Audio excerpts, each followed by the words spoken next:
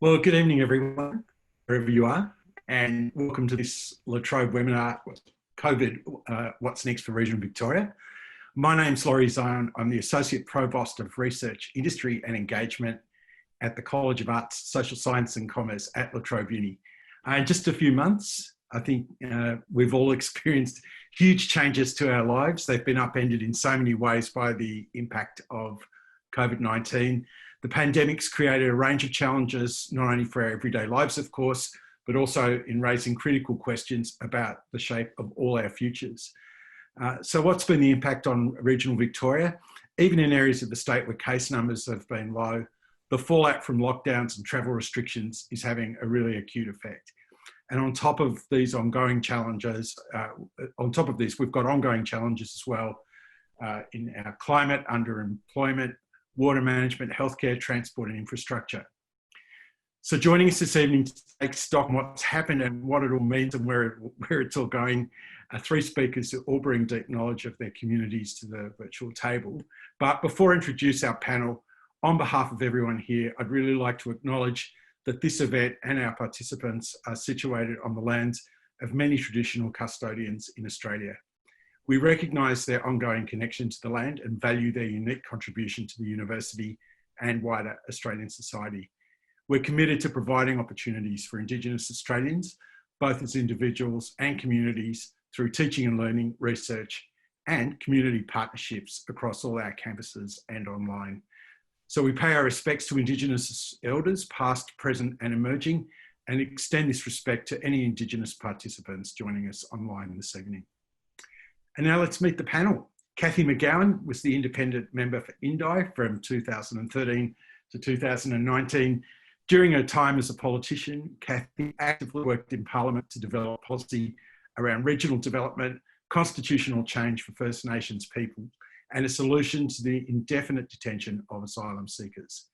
In 2019, she was awarded the Accountability Roundtable Award for Political Integrity, and in 2020 became a Vice-Chancellor's Fellow at La Trobe University. She's an officer in the Order of Australia, a Churchill Fellow, and lives very happily on her farm in the Indigo Valley in northeastern Victoria. Ross Lake, OAM, is a Mildura-based businessman, Managing Director of Tasco Petroleum, a wine grower, community activist, and arts dabbler with a long-standing interest in the river, water management, and environmental issues across the region. He's the chair of Mallee Family Care and has a passion for the history of the Sunraysia district. Ross is also widely recognised in Mildura as a community leader and has made a very significant contribution to the area over many years through his support for the arts and a range of community organisations. And Sam Birrell's been the CEO of the Committee for Greater Shepparton since 2016. Sam has a background in agriculture and horticultural agronomy and has worked in the water management and irrigation field for many years. He chairs the board of Goulburn Community Leadership, the La Trobe Shepparton Regional Advisory Board, and in 2018 actually graduated from La Trobe's MBA program. Following his MBA, he's maintained an active involvement with the program and has been a regular contributor to the very popular Leaders in Lockdown program run through the College of Arts, Social Science and Commerce this year. And chairing proceedings is my colleague Katie Holmes. Katie's the Director of the Centre for the Study of the Inland and a Professor of History. She's the co-leader of La Trobe's Climate Network and the coordinator of the new Environmental Humanities major within our Bachelor of Arts. So a big welcome to all of you, and over to you, Katie. Thanks, Laurie, and welcome everyone. It's great to have so many of you tuning in. We're really delighted.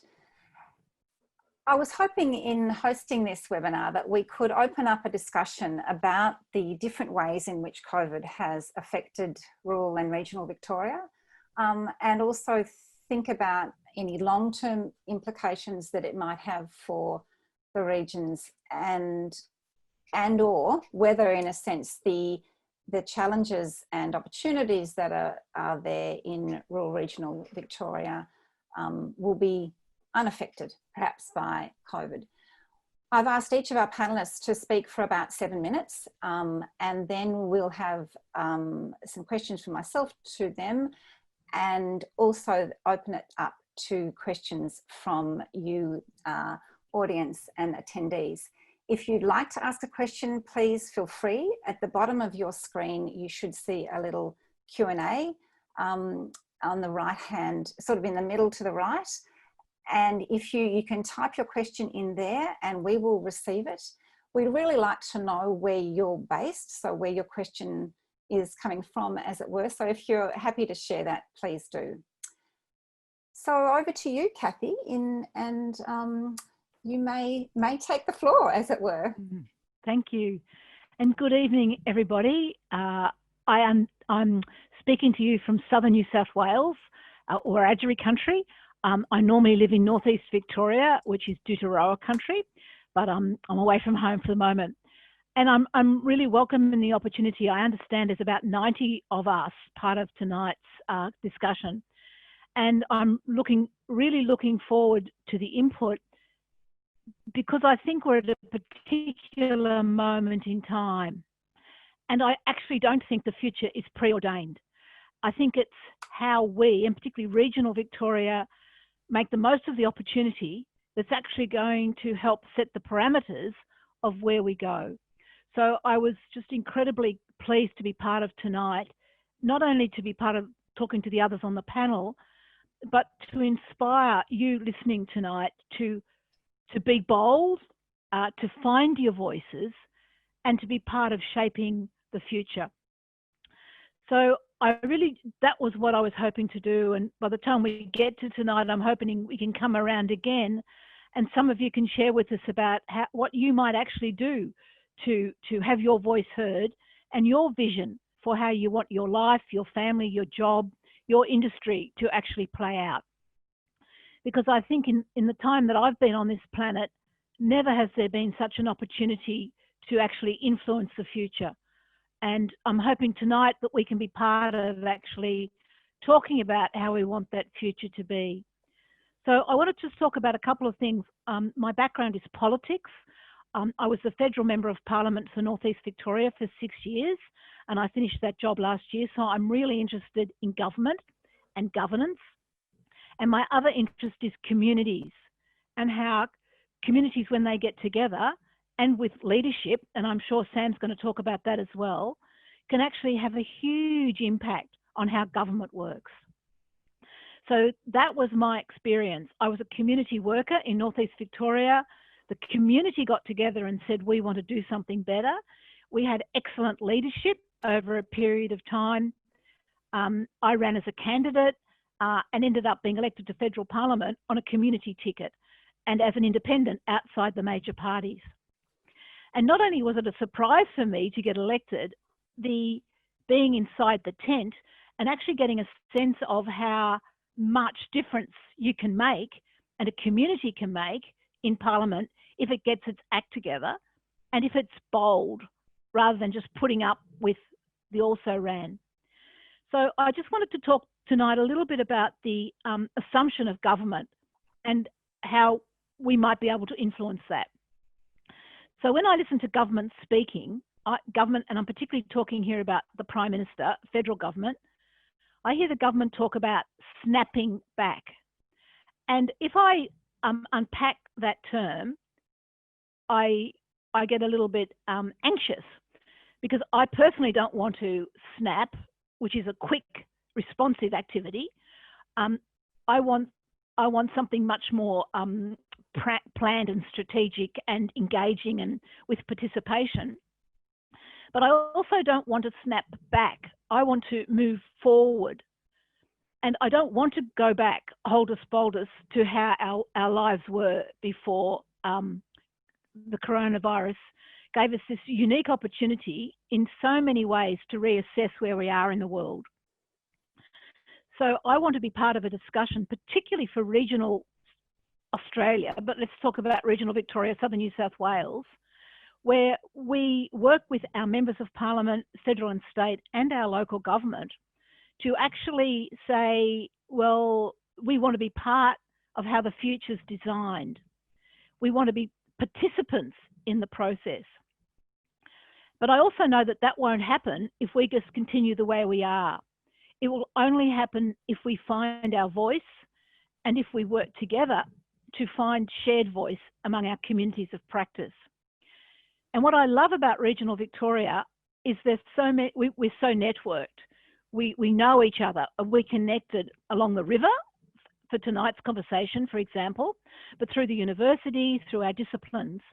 So it's not a hard thing for us to talk together and to come up with shared perspectives and then find a way of having those voices heard. So one of the things that particularly interests me is how we can use this opportunity to find the voices of people who are under 50, let me say under 35, of whom there's not many of us tonight on the panel, and the voices of people, none of us, yes, and the voices of people, I'm going to say, with diversity. Again, tonight perhaps is not strong on that area. So we have to reach outside our normal cohort of what we work with, because I am absolutely convinced that in the next 20 years for rural and regional Australia, the diversity of our populations is what's actually going to give us the leverage and the platform to do the different things that we need to do. Because if we stay the same, white, old, boomer people making decisions, we are going to snap back to a way things were. Whereas if we open ourselves up to diversity of perspectives, diversity of interests, of industries, of culture, of geography, and we can find a way to talk together and find the common viewpoints and then go to our leadership, I think we're going to be in a much stronger place. And I just wanted to bring my comment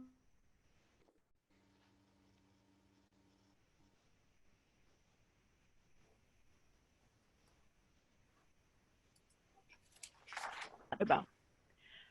Now, in my community of Northeast Victoria, in my local government area of Indigo, we have got a 28-year-old mother of two who got elected. She was doing social work at La Trobe. She didn't actually finish because family got in the way. But she stood for council, she got elected, and she's now the deputy mayor.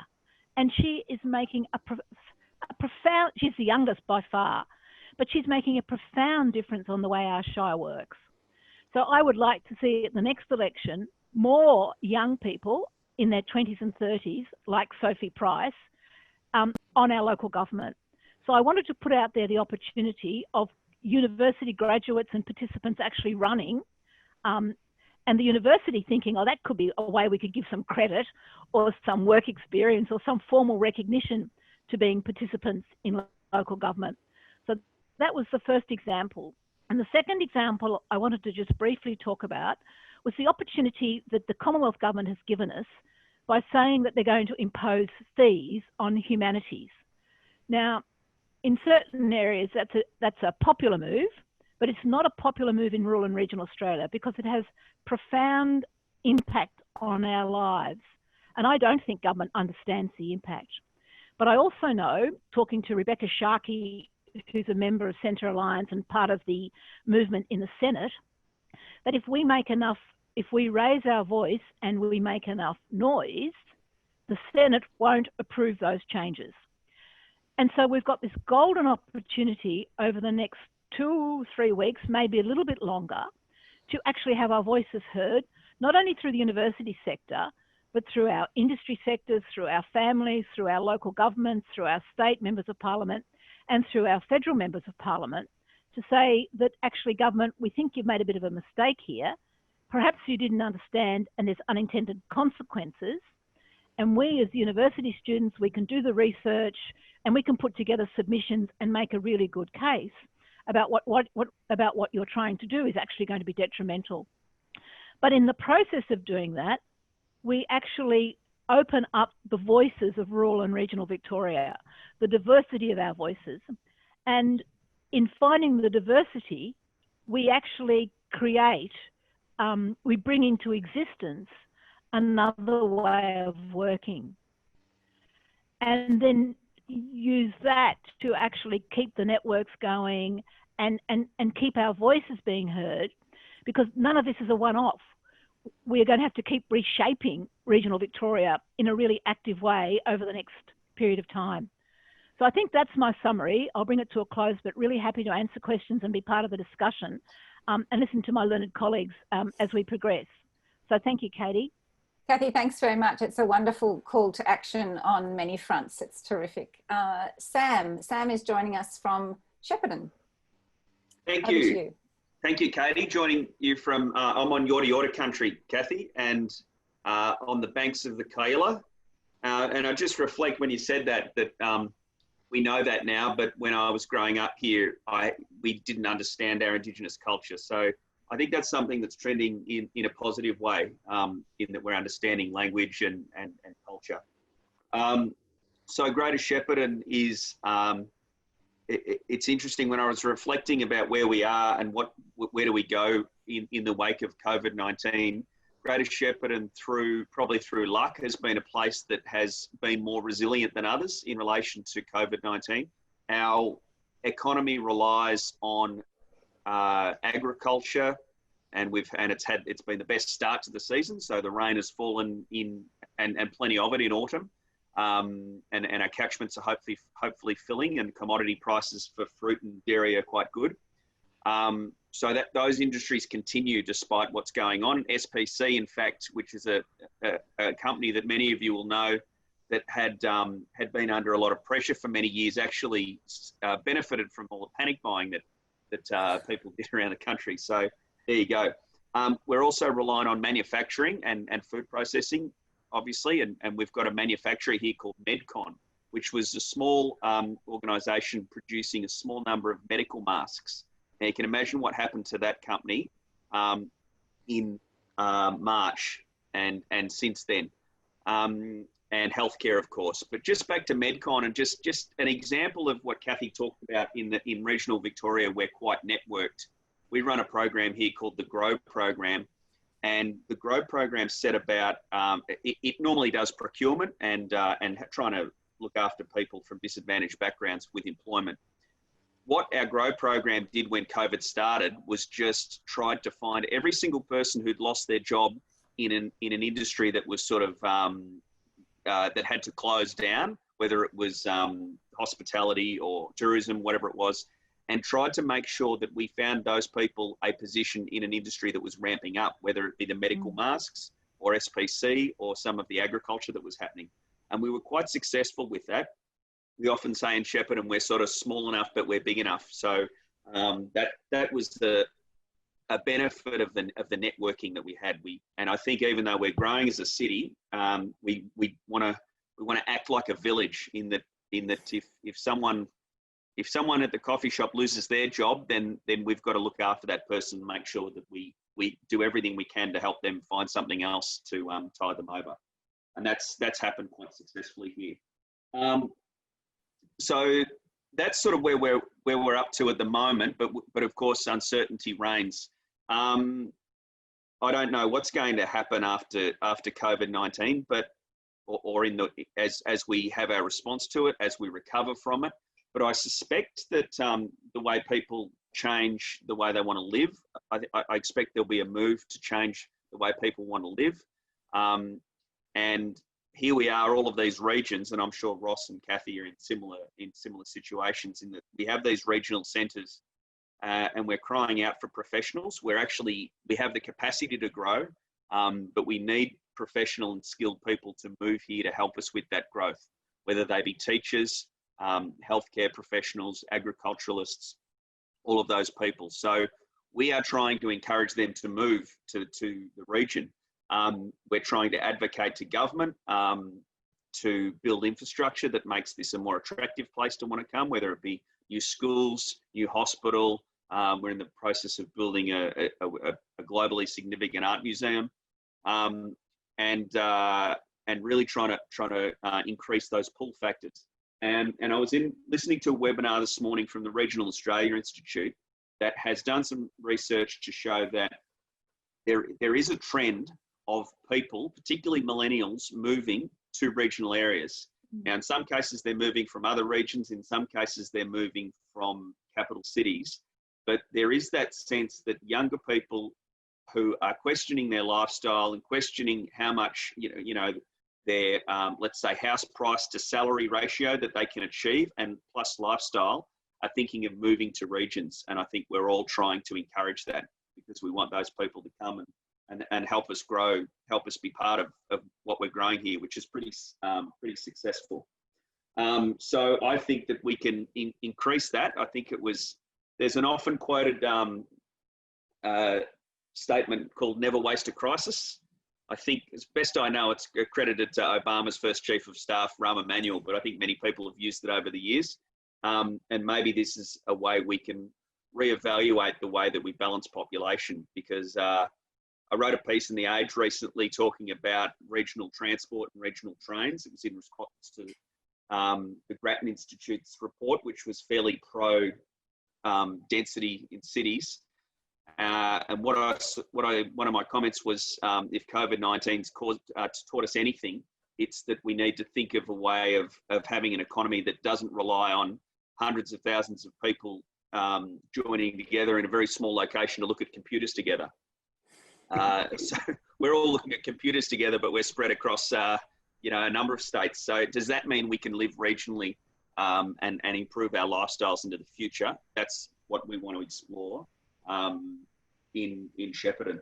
And the last thing I wanted to mention was, and pick up on something Cathy said, it is about leadership, and it is about the destiny of these regions are held in their own hands. And I would say 6 to 7 years ago, we were a region that was faltering. We had trouble struggling out of the millennium drought. That issue's not over, but we were, I won't say we were down and out, but we were trending in the wrong direction. The Committee for Greater Shepparton, the organisation I work for, was an effort by the community to try and build a very positive voice, build a very effective advocacy tool, so that we can discuss with governments, and I use that word discuss, not complain to, not whinge to, but discuss and join with governments and our local members and others and global businesses to say, how can we build this region a lot better, whether it be infrastructure, businesses, or economic growth? And I think that, let's say 7 years on, that's been quite effective, and I'd encourage all the regions to and many of them are doing it very well. So I'll just wrap it up there, Katie. Thanks, Sam. That's great, and certainly it's interesting. I'm city-based at the moment, and rural living is looking quite positive in light of COVID. And one of the things that's been very interesting for many of my regional colleagues is also the ways in which we now all are so familiar with Zoom, for example, and it's kind of established much more of a platform that we're sharing things equally, and all experiencing the benefits and some of the negatives about a connective technology where it doesn't actually matter where we are in terms of our capacity to communicate and engage in such discussions as we're having. Ross, I'd like to throw to you now in Mildura. Thanks, Katie. I'm at the junction of a number of Indigenous cultures, so I'll probably miss one of them, but I'm at the junction of Latchi, Barkindji and Euroa country, or Aurora country. So I hope I haven't insulted any of my Indigenous friends by not putting them in the correct priority. So those traditional lands, of course, surround the important resource of the Murray River, and they're all to some extent interdependent. So first of all, thanks for the invitation, again from La Trobe, to speak about the impacts of the COVID pandemic on our community, specifically Mildura, and what might come next. Interestingly enough, I was doing some reading today, and many of you will probably recall the little kerfuffle over the Deputy Health Officer's comment about Cook and his introduction of disease into Indigenous populations. The first epidemic in Australia is actually May 1789, which is 15 months after the landing of the first fleet, which of course was smallpox. And so she was wrong, but she was not wrong about the ultimate impact of the manner in which a pandemic/epidemic can change communities. So I just thought I'd inject that. There are a number of hints, I think, in my experience so far during this period about what are the red flags, what are the positives, what are the negatives. But before I mention those, I might just reflect a bit on Cathy and Sam's comments. Cathy, if you can find a way to change the Victorian Local Government Act, I'll find a way to enhance the capacity of communities to have agency in their own outcomes. I honestly believe, and I've argued for some time, that the biggest block to agency and proximity, which is critical in relation to decision making, is the Local Government Acts and the manner in which local government is created across not just Victoria but elsewhere. And I agree with you that we should be creating narratives that enhance the importance and the delight of living in the regions, but the narratives have got to be accurate and sufficiently nuanced to a whole new generation who have been fed a lot of stories about the poverty of the bush. And I think if we get a chance to do anything during this pandemic, it's to say, hey, come out here, because in the 4 months that the pandemic's been going, we've had 5 confirmed cases, no deaths, and 2 false alarms right across our community, thanks to some poor reporting from one particular state government agency.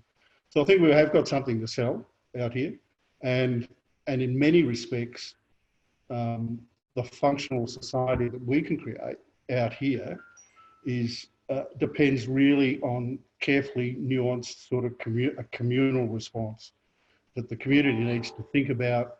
Gee, what did the experience tell us about the changing climate?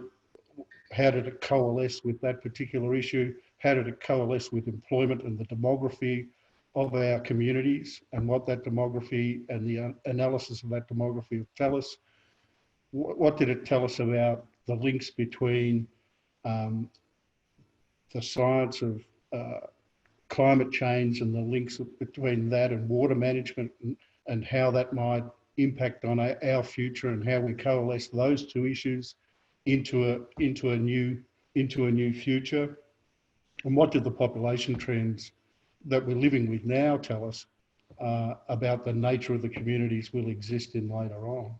So I've been thinking in particular in relation to those 3 areas. So as a very white, although I look a bit red on the screen as I mentioned earlier, as a very white old male middle class baby boomer, I can probably offer a few ideas, if not anything, that I think if anything, this pandemic has taught me more about people than in the last 4 months than I've bothered to think about objectively in decades.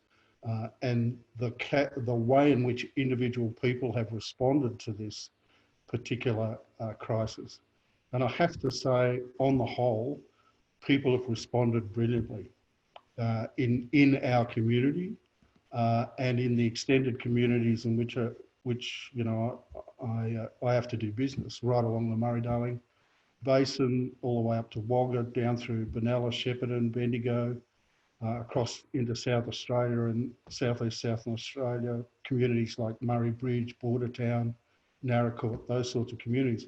We have an enormous amount of commonalities rather than differences. And of course, one of the primary commonalities is the challenge of climate change. And you think, well, what's COVID got to do with climate change?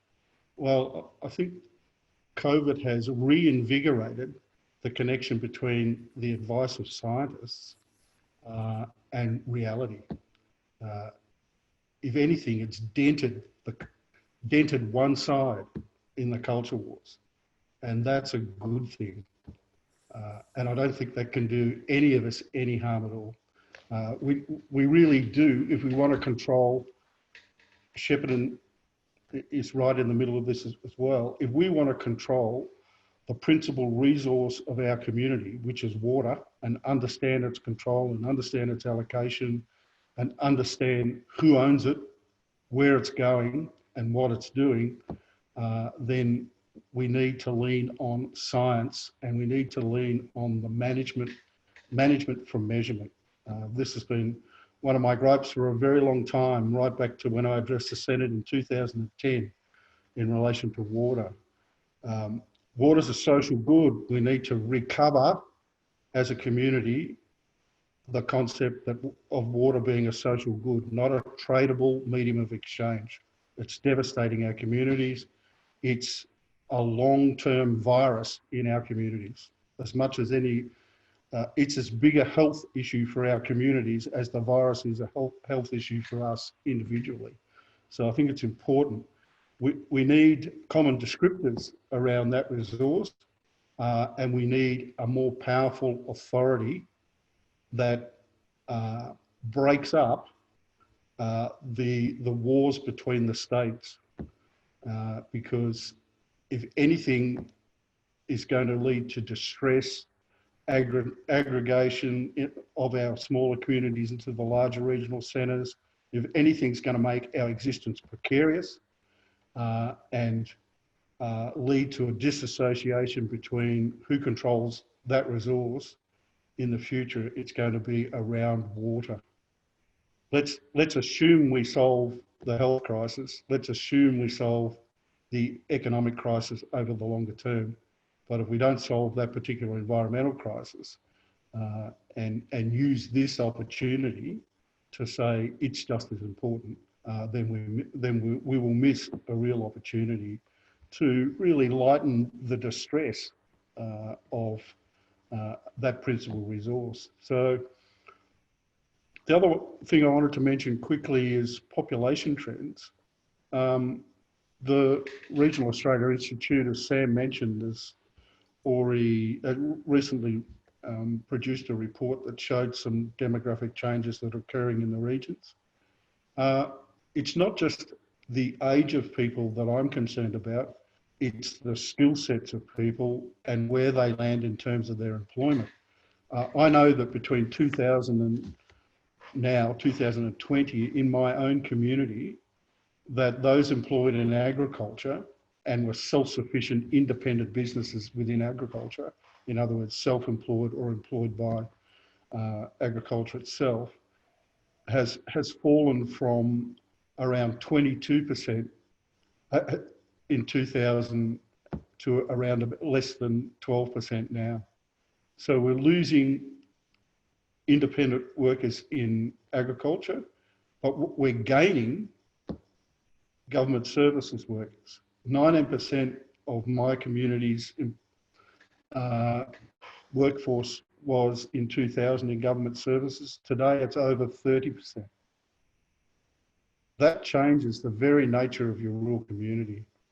And I think it's important that we understand that. And if COVID means the increased delivery of government services, is it a good thing that 30% plus of our middle class is in fact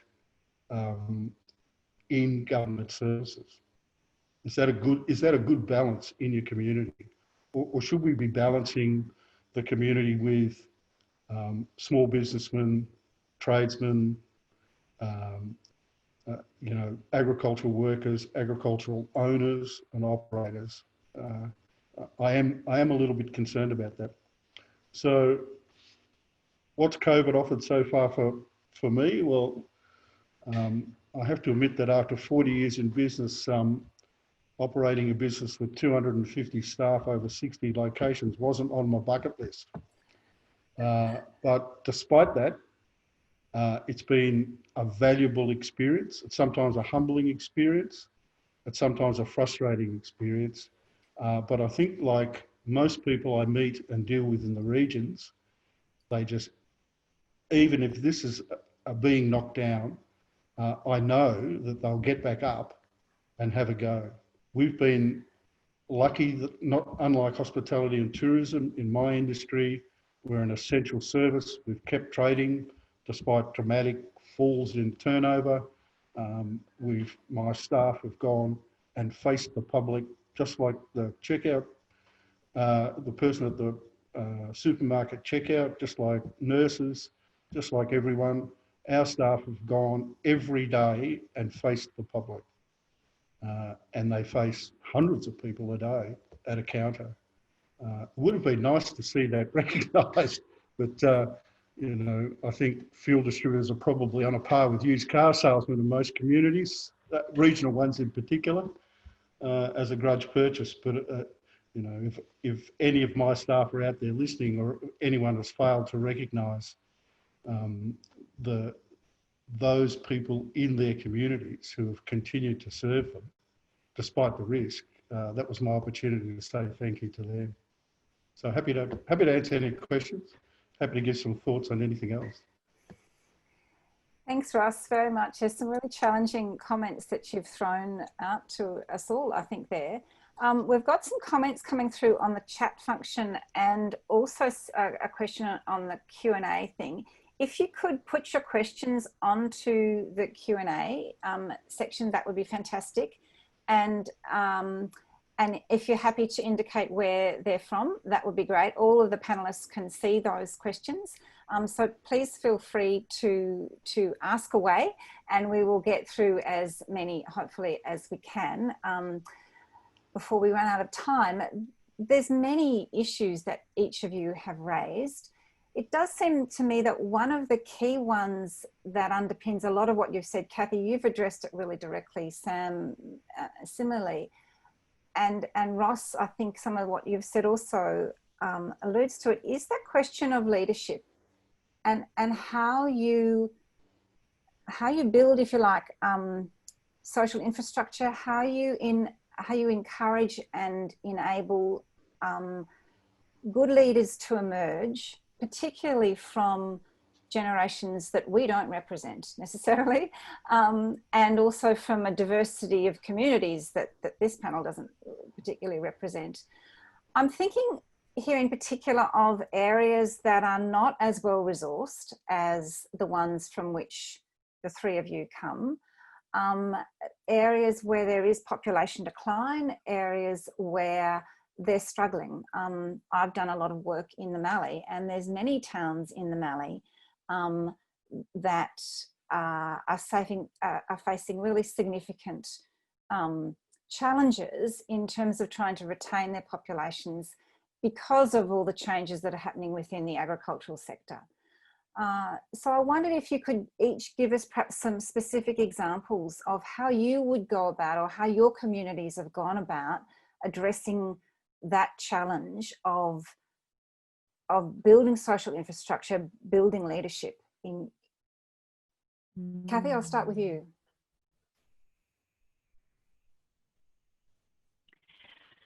So, two stories. I nearly is on the highway to Adelaide from Ballarat, and it was a very sad town. It was a highway town, and it reinvented itself through that love of duck, which was business and industry. And that's all it took, was a husband and wife team who had a good product producing duck, and they could see they couldn't get their local people to work in the abattoir. So they went and got the Karan people from Melbourne to come up who wanted the job. And now there's numbers of people working there. Neil's totally revitalised itself. Love a Duck is a fantastic product and you can get anywhere. So not only has it put Neil on the map, it's kept the communities going, and it's got the diversity that it needs to grow. So there was an economic imperative, and there was some I don't know, community leadership. But it's what Ross says, we've got no shortage of business leaders who do business stuff. So that's one example. And the other example I just want to quickly give is, in my little community just near where I live, there's a town called Yakandanda. And there's a group of young people there who said, we want to do something about climate change. So one of them went away to a conference somewhere and came back and said, what we need to do is set a target. So he got some of his friends together and they said, by 2022, we want Yakandanda to have a balance between energy that comes from outside on the grid and energy that's created locally. They got a small group. These were all 28 to 32-year-olds, 5 or 6 of them. They set the target, and then they set about saying, well, they lobbied me as a member of parliament, and I said, look, this is not going to work that way. You've got to do it. You've got to be the change you want to see, and you've got to do it now, because if not now, when? And there's nobody else going to do it. So if not you, who? Anyhow, they set up a group called Totally Renewable Yakandanda, and they've just got a grant of $350,000 from the Commonwealth Government to do a long-term plan of battery power in Yakandanda. And it's the whole community's behind it. So I actually think it's homegrown leadership in both those instances. It's nothing magic about it. But the magic comes when people like Sam and people like Ross and people like you, Katie, and me go and say to people who say it needs to be different, good, let's work together. Like, you get organised, I can help you. So it's the mentoring of homegrown leadership, and then the networking and the linking that needs to happen. So I actually think it's with all of us to be leaders. But what I think we miss out on is the mentoring and the networking that sometimes you haven't got in your small communities. But I'll just leave you with those 2 examples, and I know what Sam could give you many, many more from SHEP. So when you haven't, so it's like that sense of, Katie, I'd be saying to you with those communities, well, what are you going to do about it? And I'll just finish off with the 3rd example, because I know it back a few years ago, the neighbourhood house there was a town called Oyen, and it was just having enormous decline. And they got money to set up a neighbourhood house. And that neighbourhood house, called Felton House, became the absolute hub for a whole lot of economic and social development that grew out of that. So it's all possible. It just needs us to blow on the flames. Thanks, Cathy. Sam, did you want to chime in there with anything? Just quickly, leadership in regional centres and smaller regional centres depends on infrastructure, social infrastructure and mentoring. So I went away to work for a while, came back 2002. I grew up here, but I've been away for a while. So I hadn't turned 30 yet. I arrived in town and a friend said, I'm on the Shepherd and Arts Festival board. You're joining me? I didn't have a say in it. And I think he wanted to hand me the chairmanship of that the next year, which he did. And it's just that, and then the Committee for Greater Shepparton is a bit the same. It's sort of, you know, some of the more established business figures set it up, and some of the younger people are sort of trying to take it to its next, with their blessing, trying to take it to its next evolution. So it really is that, that culture of responsibility, and I think they call it, I forgot what they call it, but you know, that social responsibility, civic responsibility is the words I'm looking for, to play a part in the formation and the prosperity of your own region. So, you know, and that's up to me and people of my age to look for the people who are in their 30s, in their late 20s and 30s, who want to, and making sure they're at the table so that they want to be part of the leadership of the next generation. And leadership programs, I just wanted to point out, like Fairly Leadership, the MBA program offered regionally that Laurie mentioned that I did. Those are all important pieces of, you know, educational opportunities, and we've got to grasp those and make sure that the younger people in our communities grasp them. And then you become a fairly vibrant place. You don't just become, you know, a bit run by the older generation. I guess one of the important things there too is that in mentoring up and coming leaders that we're attentive to the diversity, so that we're not replicating ourselves, just replicating ourselves in terms of the leaders that we look out for, both in terms of gender and ethnicity and race, I guess. Yeah, I think in our own image would be a poor policy, Kate. Yeah, exactly. Very poor policy. There's a question that's come in just on this question of leadership. So Ross, I might throw it to you. We have really good leadership. It's from Narelle Tomlinson. we have really good leadership programs in regional Victoria, but no funding from state government. Role do you see government playing in developing this leadership post-COVID-19? Well, the first advice I'd give is don't wait for government to do anything, because you could be waiting a long time and you could really end up just being in some sort of directed program. You know, create your own diversity and create your own visions and ideas, and have them relate to the environment in which you exist. I mean, I've engaged in a lot of mentoring over the years and continue to engage in mentoring of younger people in the community, because nothing distresses me more than a poor succession plan in a successful agency or a successful organisation. And I can remember saying on many occasions, particularly when I was involved in the arts, I just wish someone would come along and conduct a coup of this organisation, because then I know that they've got emotion and they've got energy. You know, if you sit back and you want to capture an organisation, then go and do it. You know, because ultimately you might bring more to that organisation, or a reinvigoration of the incumbents that will make it more successful. You know, I don't have I've never had any claim to any seat. You find yourself sitting in seats for far too long. And after 40 years of doing that in probably a couple of dozen organisations, you know, you have to know when your time's up.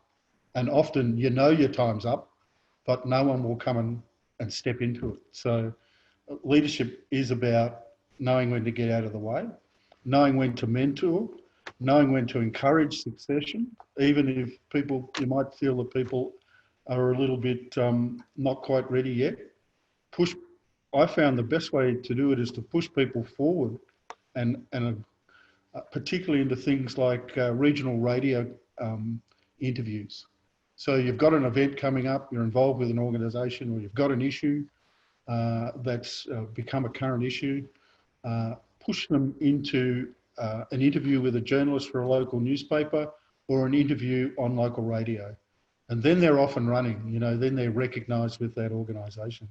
I have to say, one of the victims of COVID was of course, the loss immediately of our local newspaper after 130 years, reduced to 3 times a week at the moment.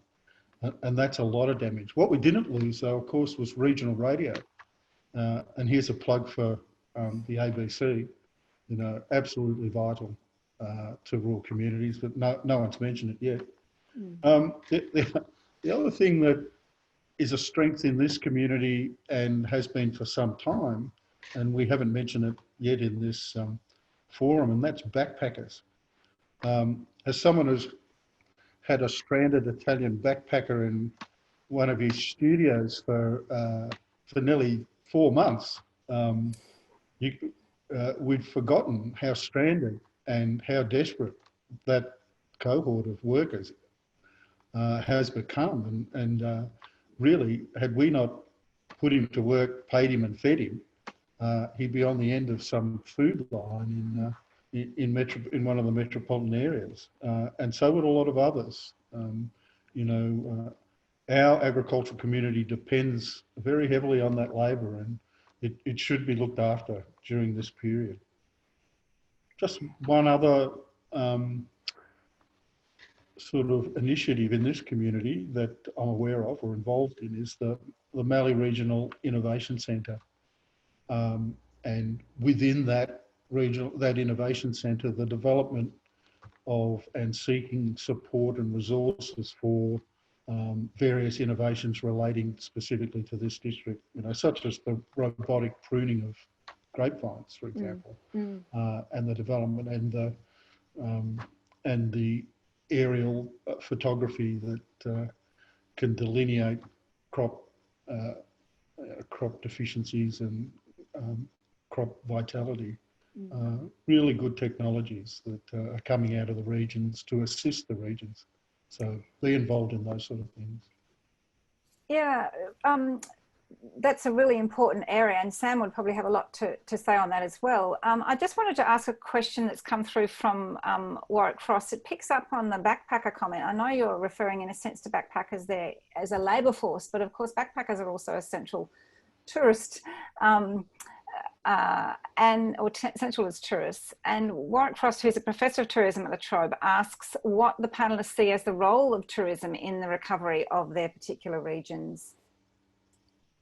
Of course, I'm very conscious that, you know, for many regions, we had the bushfires, which, you know, had a huge impact on the tourist industry, and then COVID hit. And of course, now, given what's happening in Melbourne anyway, this sort of sense of just as things were about to open up a bit more, they're all shutting down again and people are being told not to travel and etc. So it's a very significant, obviously, area of our economy. And so I'd like to throw that question to you. Well, if I can comment first, I mean, they're a vital part of our labour force here, because we've had the transition from dried fine fruit through the wine grapes through to table grapes. Table grapes have to be picked by hand. So backpacker labour and migrant visa labour is essential. Fortunately, that season finished in April, before the pandemic really locked the community down, or in conjunction with it. So, but if we're still in lockdown and we still can't bring Pacific Islanders in, and all the backpackers are going home, it's going to be a disaster come January next year.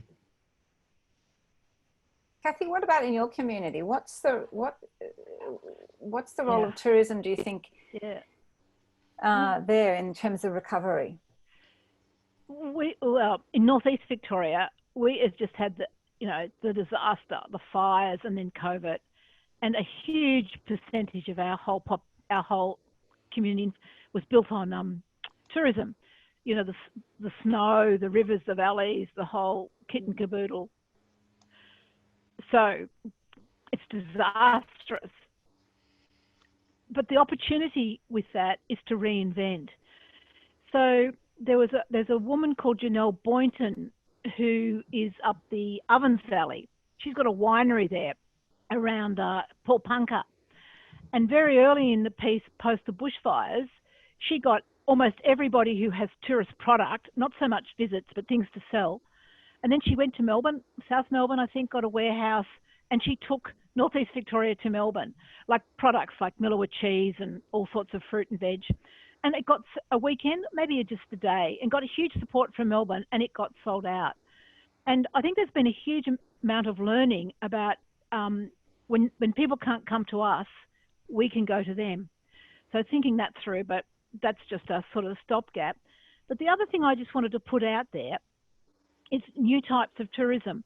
So if we are going to be stuck at home for a while and we can't come to northeast Victoria, for example, the snowfields have been open, but we just need one massive outbreak on the snowfields and they'll all close. It just seems to me that what I was talking before about the Yakandanda, totally renewable Yakandanda, and the opportunity to actually build a tourism base around, a bit like what you were talking about before, Ross, and I know, Sam, you know it.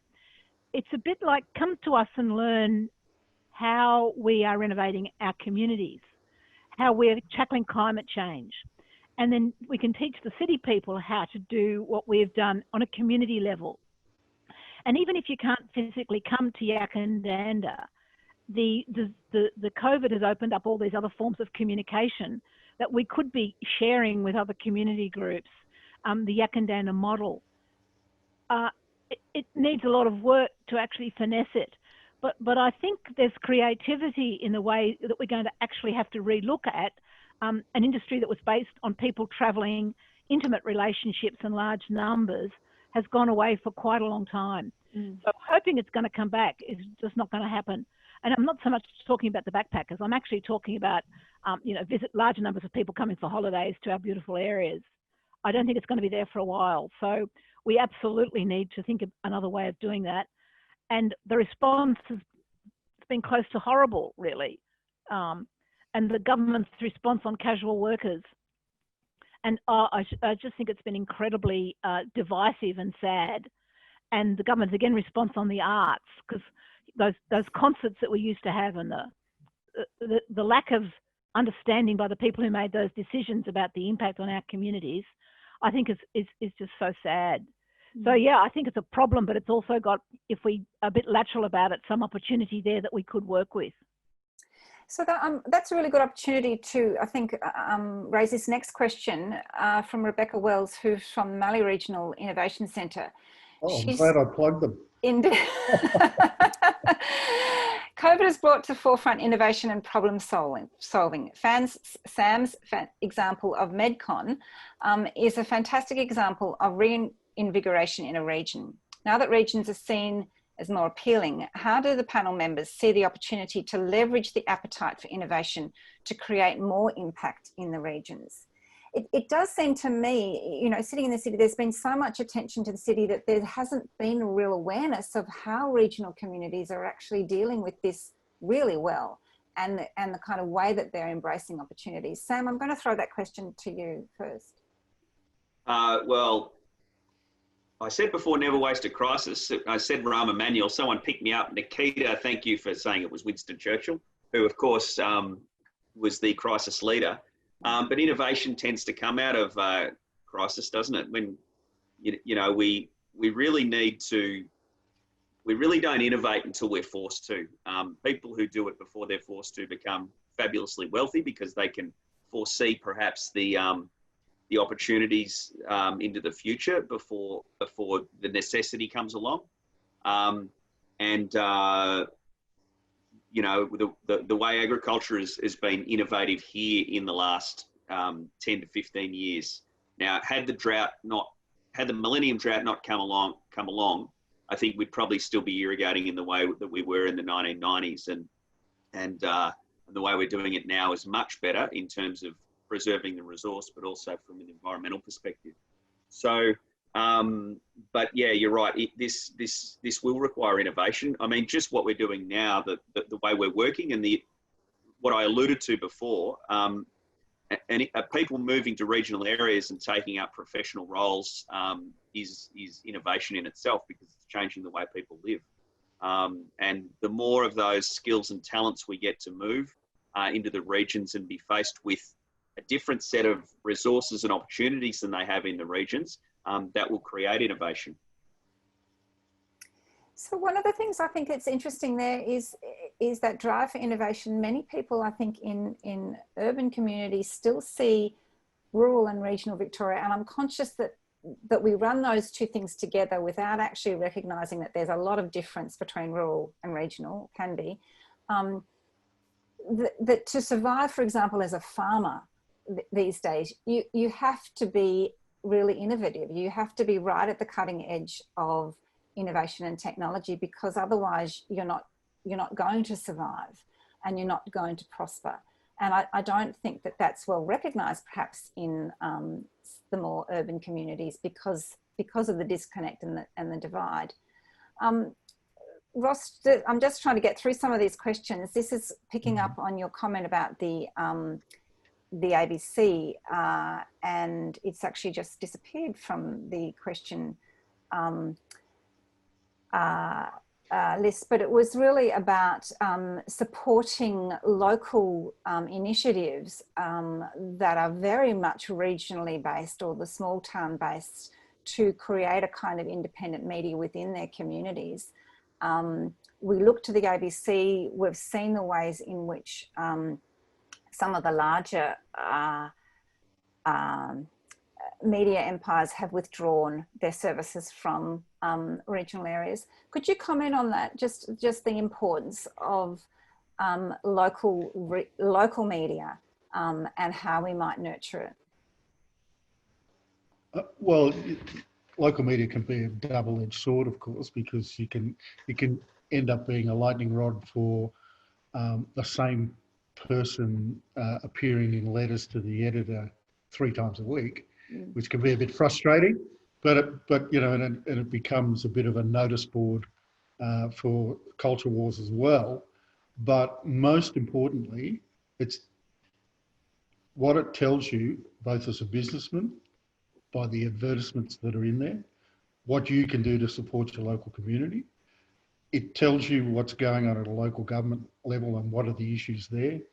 It's the conduit for all of those local government notices that tell you about what jobs are available, what road's going to be repaired, what's going to be. So it builds around you the sense of community. It's actually telling you what's going on. If you watch, if the only news you consume is I read the Australian, the Herald Sun, the Age, the Sunraysia Daily when it was a daily, and the Weekly Times. And I read all of those dailies every day, and I read the Weekly Times when it comes out on Wednesday. If you want to be a well-informed leader in your community, you need to plug yourself into all of those things in the long form of the debate and the whole of the community that it's illustrating, rather than a snappy bit on a screen. Nothing frustrates me more, and maybe I'm just showing my age here, than what we get on a screen as news. That won't inform you sufficiently about your community. It won't tell you about the history of the community. It won't tell you about when, one of my distresses at the moment in my community is I'm seeing a demographic change because all of the Italians, Yugoslavs and Greeks who came here in the 50s are dying. So part of the really vital history and reinvigoration of this community's story is disappearing. And only the local newspaper can tell me that. And I have to intuit that from the local newspaper. So they're a remarkable resource, which is not, in terms of quality or quantity, being replaced by online media at all.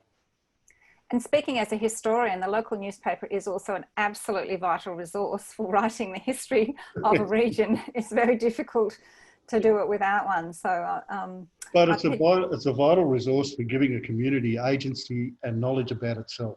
You can't build a leader of a community if they don't know the history of their own community and, in fact, what's going on.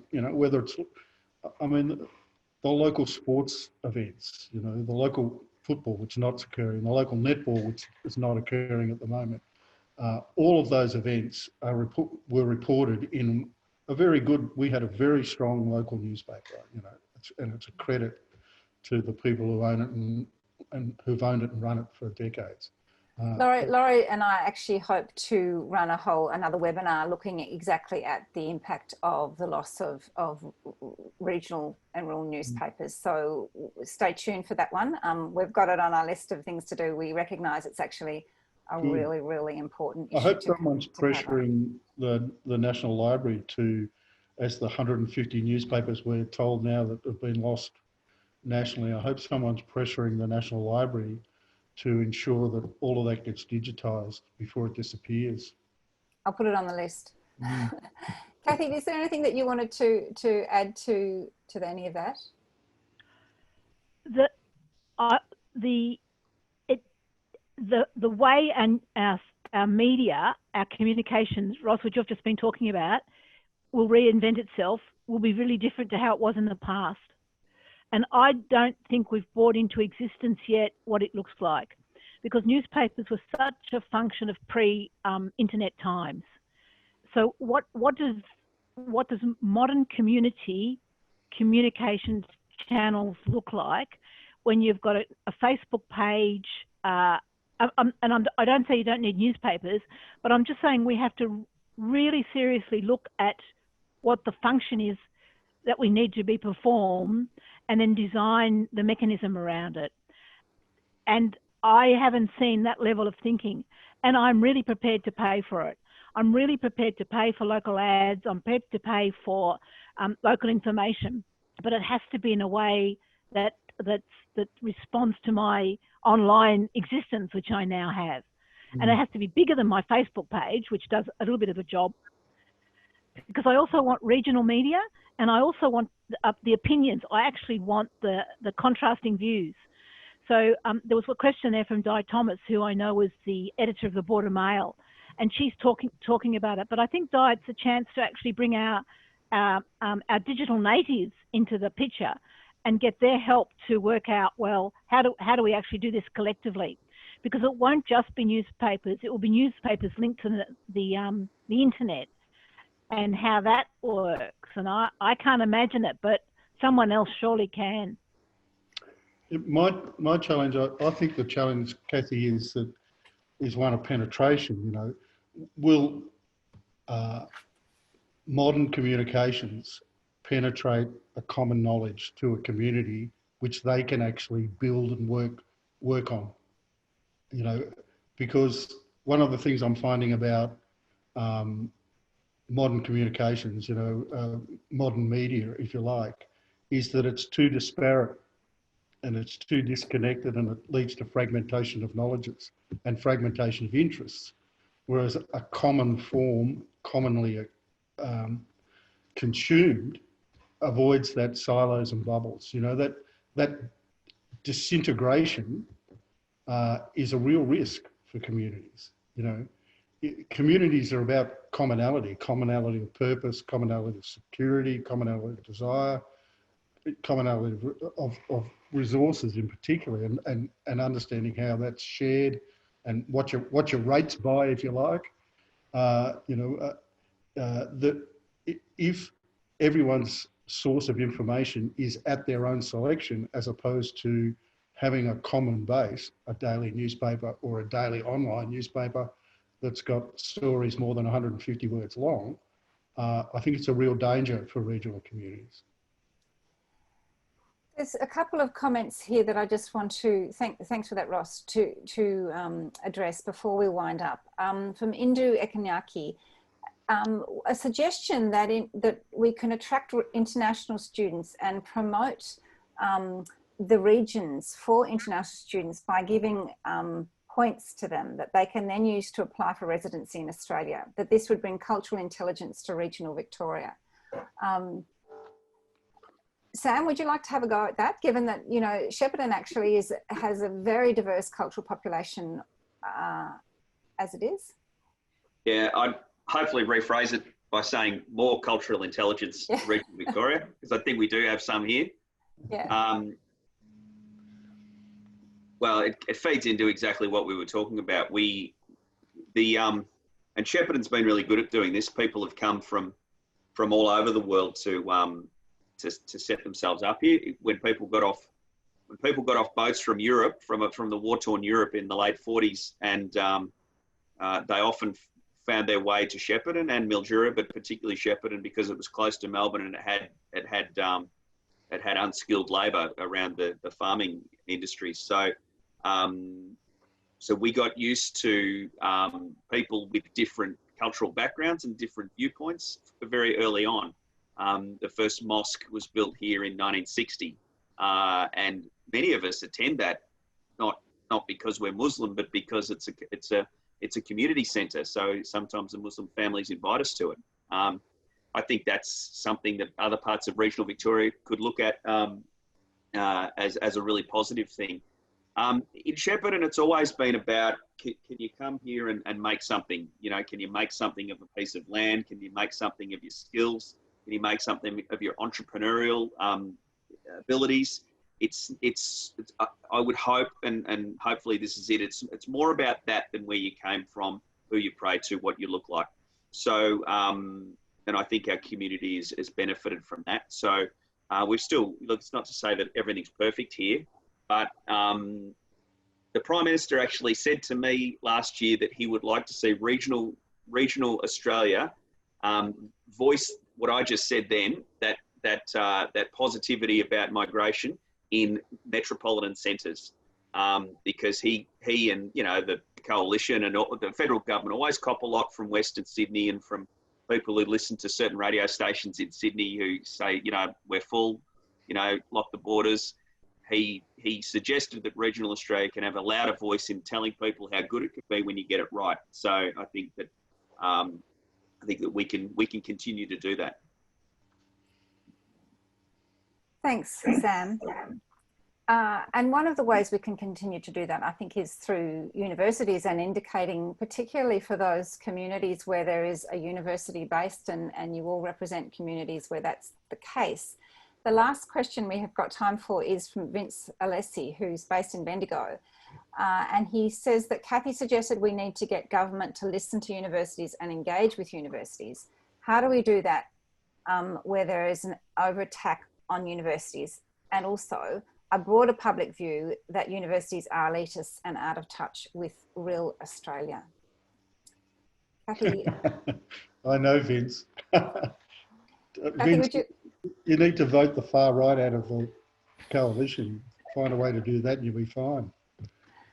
So I'm not being flippant. I mean, you would have hoped that we'd return to some sanity during this period, but we're clearly not going to in some areas. And, you know, it's really disappointing to see that not only the commodification of education that I've witnessed, but the stress that the tertiary sector is currently under.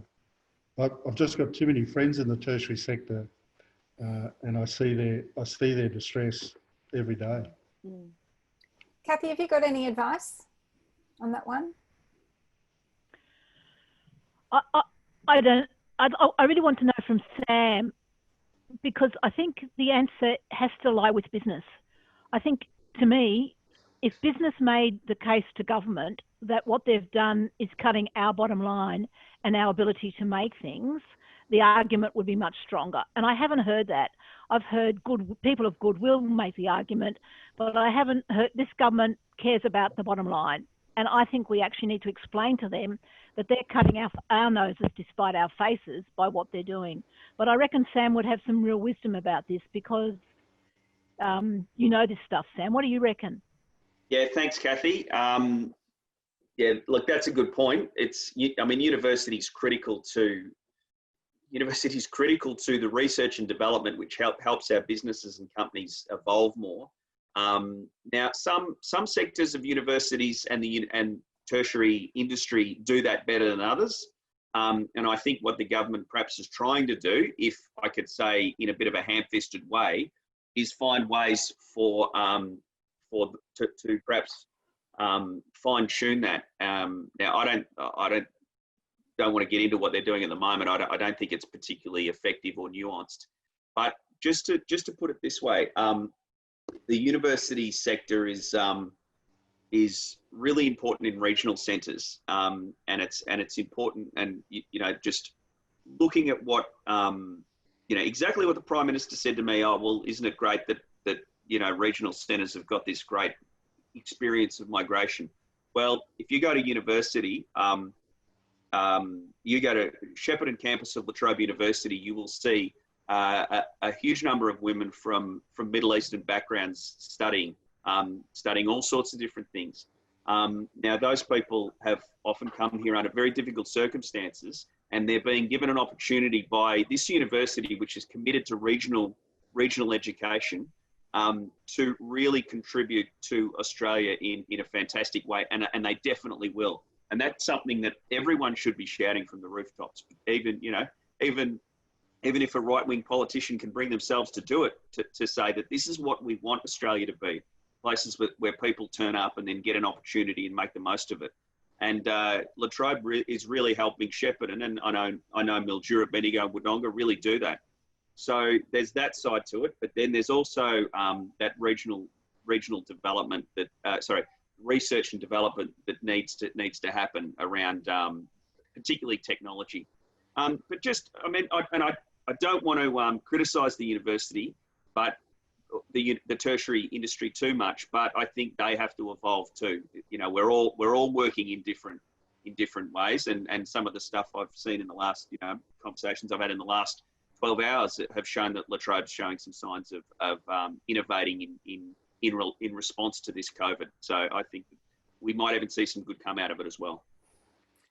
If I can just tell a quick story, many years ago in the early 80s, when we required social workers in this community, we went to La Trobe and said, can you establish a welfare studies course that will lead to social work? And La Trobe supported us in that. And we've been able to resource an agency like Mallee Family Care, over 300 staff, with graduates from that course. And I can remember going and teaching family law in that course. And even today, you know, we're supporting graduates in those courses with scholarships through things like Chancellor for Children and other things. And the same cohort that Sam mentioned, you know, a lot of women returning to work, a lot of migrant women looking to enhance their qualifications to work in community services. And they're vital underpinnings of our community. And if those course fees are doubled, it's an act of insanity, really. Just means as a community, we'll go out and fundraise to subsidise those course fees for those people in our community. It's distressing, but I know that that will be our response.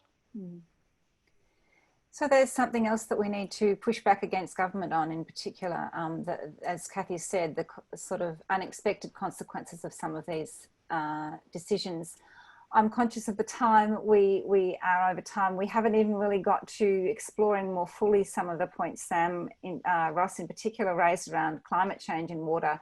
So we might have to put them on the list for another webinar.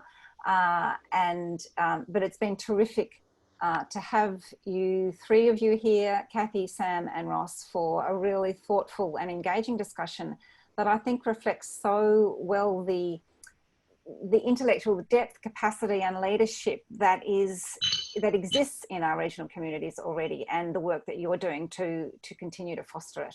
I'm going to throw to Laurie now, who will wind us all up. Thanks. Thanks so much, Katie, and thanks from me too to Sam, Ross and Cathy, and thanks to everyone for joining us this evening. It's been great to get so many terrific questions. We couldn't get to all of them, but we will, as Katie mentioned a few minutes ago, be looking to follow up this seminar soon with a close look at the future of regional media and what the information needs are of communities outside of metropolitan areas, and how do we make them happen. So we look forward to catching up with you again soon to discuss that one in a bit more detail. But thanks again for joining us tonight, and have a good evening.